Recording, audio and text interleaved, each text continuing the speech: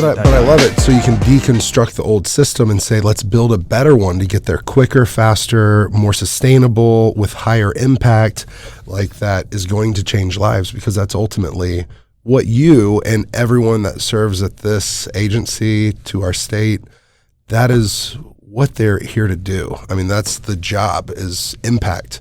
And so what do you think on that impact-wise? What do you think is one of your highest priorities or biggest goals or highest hopes for either the people you serve or the people here that you lead, or maybe both? So for me, if I am making real progress here at this agency, it is progress around poverty. So much of the contributing factor to the work that we do, which are really, a lot of them are symptoms. So we talk about child welfare. Child welfare is just in large part, not completely, but in large part, a symptom of poverty. So we get 82,000 calls a year to the Child Abuse and Neglect Hotline.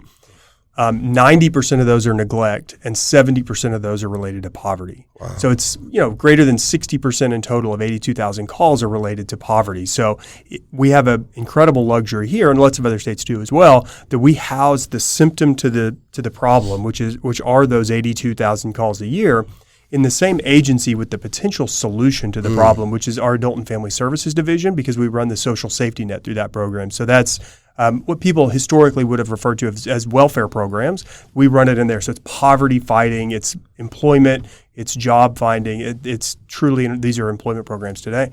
So for me, this is a long way of answering your question, but I'm going to get there. It's a pretty interesting construct.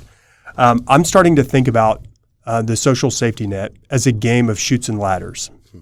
So I don't want to trivialize this issue with a reference to a game board, but it's a pretty good illustration. Right. So you've used the word hope a couple of times, and we're a hope-centered organization. So I'm going to use some hope language as well. Great. So awesome. Dr. Hellman would be very proud of us. So at the game of chutes and ladders, if you recall from your childhood, has blocks that go up. And as you progress along the game board, you're hitting some of your goals. Yeah. Right. So that's hope language.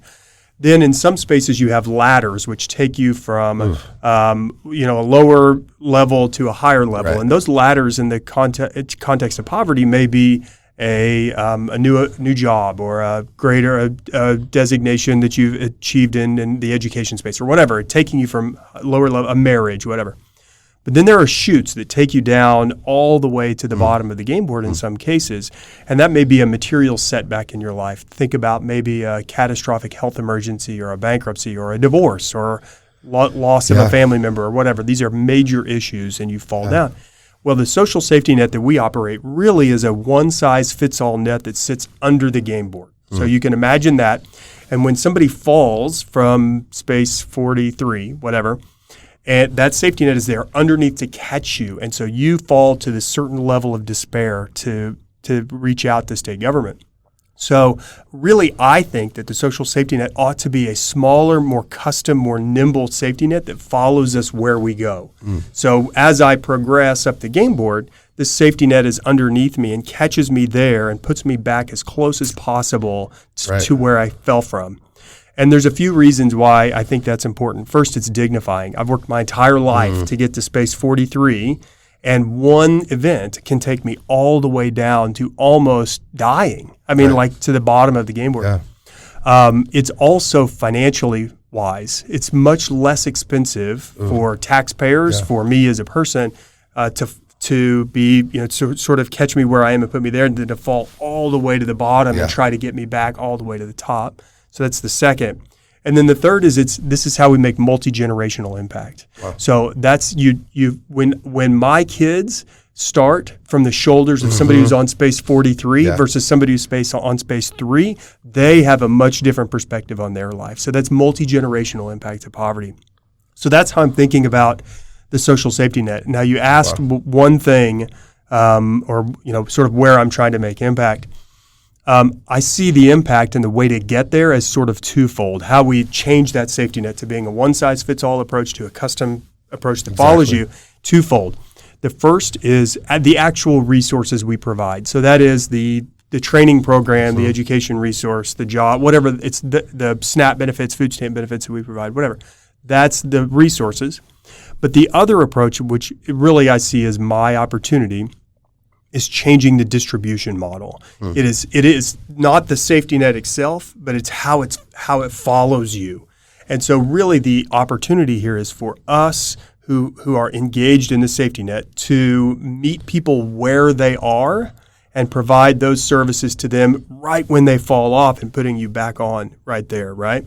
Yeah. So what we're doing is we are absolutely rebuilding the distribution model for human services. And it is very dramatic. It is absolutely, we are deep into it, but we have 6,300 employees. And for generations, many of them have been sort of tethered to their cubicles and their office space and behind a piece of glass. And our intent is to take those employees and embed them in the community. So you can imagine DHS workers not anchored to a building, but in a homeless shelter or in a school or in a hospital or whatever, serving the needs of people where they are when they need us. Yeah, so absolutely. that's the big deal that we're working on now. Well, I love that. That's empowerment. That's like trusting them to be out and about and serving and closer to the people they're trying to help the most, right? Not being here, but being deployed.